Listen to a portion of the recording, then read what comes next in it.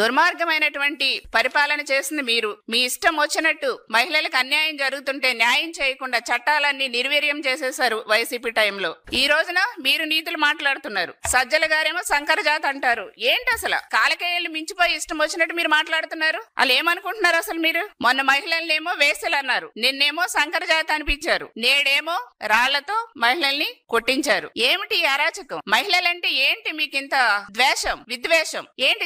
జగన్మోహన్ రెడ్డి గారు, మహిళలంటే ఎందుకు మీకు ఇంత చులకన? వైసీపీ వాళ్ళకి మహిళలంటే ఎందుకంటే ఇంత ద్వేషం? ఎందుకంటే ఇంత విద్వేషంతో రగిలిపోతున్నారు మహిళలంటే? అంటే మీకు ఓట్లు వేయలేదనేసి ఇలాగ మీరు బాధ పెడతారా? ఇంత దారుణంగా మాట్లాడతారా మహిళల్ని? వైసీపీ టైంలో ఎన్ని నేరాలు ఘోరాలు జరిగినాయండి. ఇప్పుడు మీరు నీతులు చెప్తున్నారు. పచ్చ కామెర్ల వాడికి లోకమంతా పచ్చగానే ఉంటుందండి. అలాగా ఇష్టాసారంగా మీరు బిహేవ్ చేస్తున్నారు. ఎట్లా మాట్లాడుతున్నారండి? వైసీపీ టైంలో మహిళలపై జరిగినటువంటి నేరాలు 2,04,414 మహిళలపై జరిగిన నేరాలండి వైసీపీ టైంలో. గృహ హింస కింద 15,065 జరిగినాయి. సామూహిక అత్యాచారాలు 60 జరిగినాయి. మహిళల ఆత్మగౌరవానికి భంగం కలిగించేలా ఘటనలో 6,504 వైసీపీ టైంలో జరిగినాయి. వాలంటీర్ల వేధింపులు ఘటనలు 4,320 జరిగినాయి. ఇంకా ఇవి రిజిస్టర్ కానివి 36,000 ఉన్నాయి. వాలంటీర్లు వేధించినటువంటి రిజిస్టర్ కానివి. మహిళల హత్యలు 2,027 జరిగినాయి వైసీపీ టైంలో. పార్టీ కార్యకర్తల హత్యలు ఇంకా బోల్డ్ జరిగినాయి.